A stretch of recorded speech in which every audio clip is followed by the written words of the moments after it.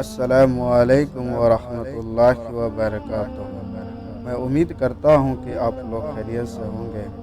اللہ پاک ہم سب کو سلامت رکھے، خوش رکھے۔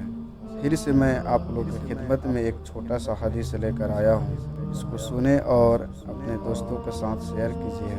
شروع کرنے سے پہلے ایک میرا چھوٹا سا ریکویسٹ ہے کہ آپ ہمارے چینل پہ نئے آئے ہیں تو ہمارے چینل کو سبسکرائب کیجیے اور ہمارے چینل کو لائک کیجیے اور ایک چھوٹا سا پیارا کمنٹ کیجیے، کیونکہ آپ لوگ کا سپورٹ اور پیار کا ضرورت ہے۔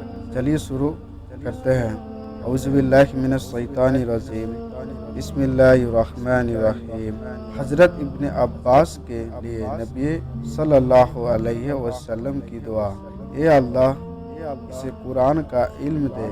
حدیث نمبر 67۔ ابن عباس رضی اللہ عنہ سے روایت ہے، انہوں نے کہا کہ مجھے ایک بار رسول اللہ صلی اللہ علیہ وسلم نے اپنے سینے سے لگایا اور دعا دی کہ اے اللہ اسے اپنی کتاب کا علم عطا فرما۔ حدیث نمبر 67، صحیح بخاری۔ السلام علیکم ورحمۃ اللہ وبرکاتہ۔